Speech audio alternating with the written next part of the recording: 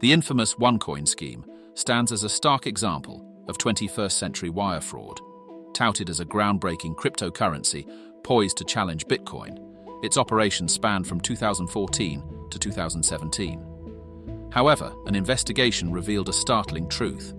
They had no legitimate blockchain nor authentic cryptocurrency. Leveraging modern telecommunication avenues like the internet and phone networks, OneCoin orchestrated a deceptive Ponzi scheme, ultimately swindling investors around the world. The estimated loss from this global fraud is believed to be as high as $4 billion. Yet, the roots of such deceptive practices stretch far back in history. To uncover the first known manipulation of communications for financial gain, we must travel back to France in the year 1834 for the moment in history called the wire fraud of 1834.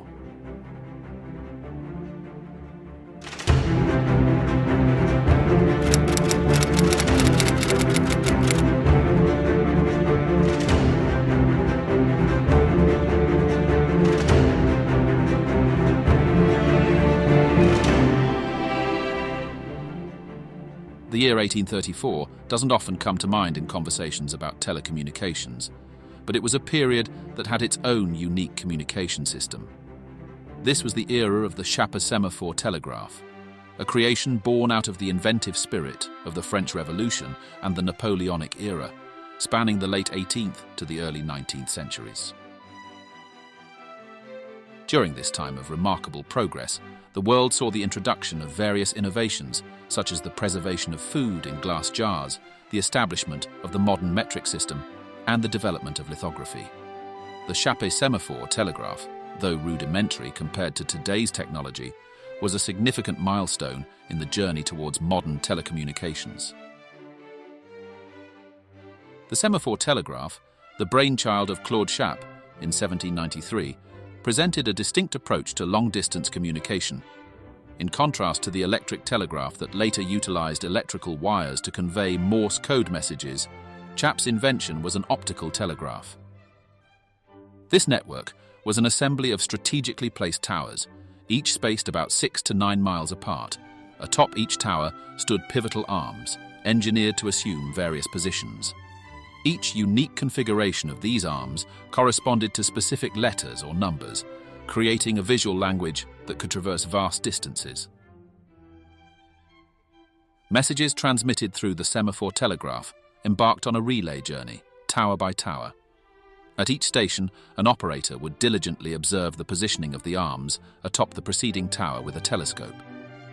This visual information was then replicated on their own tower, effectively passing the message along the line. The intriguing aspect of this system was its open visibility. Anyone near a tower could witness the message in transit. However, security was ingeniously woven into the process through encryption. The messages traveled in coded forms, understandable only to the sender and intended recipient. In its era, the Chappe Telegraph represented a breakthrough in speed of communication. Traditionally, a message would take 4 days to travel from Strasbourg to Paris by horseback. The same message could be relayed through the Chappe Telegraph in just 2 hours, a feat of remarkable efficiency for the time. However, the system had its share of limitations. From a financial perspective, it was a costly venture. Constructing and maintaining this network equated to over $1 million in today's currency on an annual basis. Additionally, being reliant on visual signals, the telegraph's functionality was hindered under low visibility conditions, such as nighttime and rain or fog.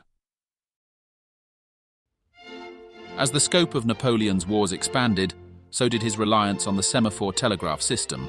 Though there are no recorded instances where the telegraph directly altered the outcome of a battle, it undoubtedly played a crucial role in the management and coordination of Napoleon's extensive empire. By 1846, when the network was eventually decommissioned, it had grown to encompass a sprawling web of 556 towers.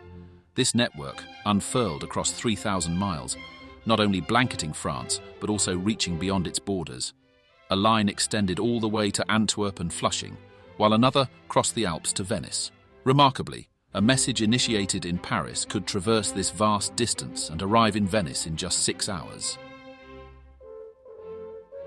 Despite its relative simplicity, the Semaphore Telegraph stood as a marvel of technical ingenuity. The potential applications of such a network seemed boundless, sparking imaginations about its diverse uses. Yet, this groundbreaking communication system was exclusively reserved for government and military purposes. Despite repeated appeals from various sectors for its commercial utilization, or even for the establishment of a parallel civilian network, all such proposals were consistently turned down. It was at this juncture that the Blanc brothers decided to chart their own course.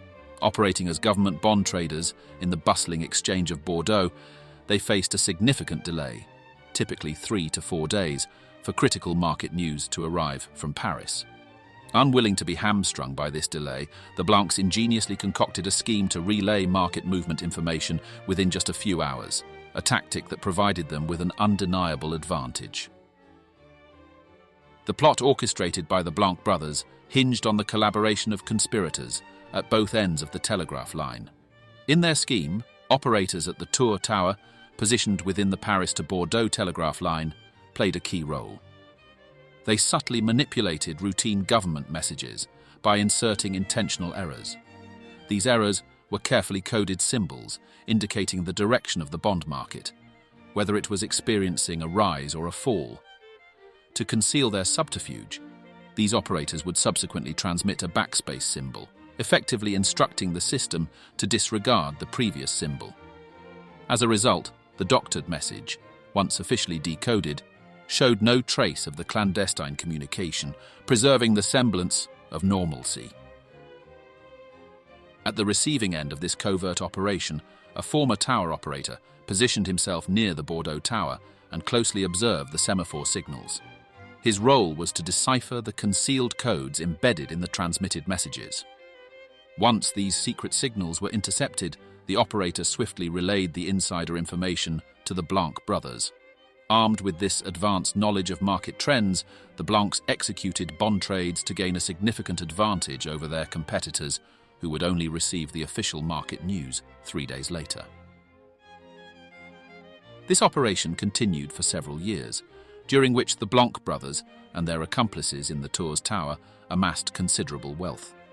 The scheme was uncovered when the gravely ill tower operator attempted to bring a friend into the fold of their illicit scheme.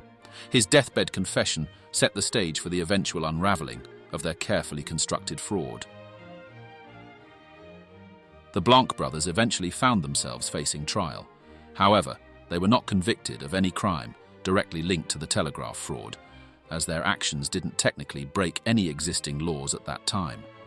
They were, however, penalized for bribing the telegraph operators. Despite this setback, the Blancs went on to amass even greater fortunes through the operation of a casino.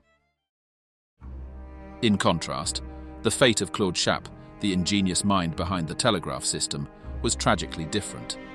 Battling with depression, he succumbed to his afflictions in 1805, and Chappe took his own life by leaping into a well. His final resting place in the renowned Père Lachaise cemetery in Paris is marked by a poignant tribute, a tombstone adorned with a replica of a telegraph tower. The arms of the tower are set in the configuration for the message, "At rest."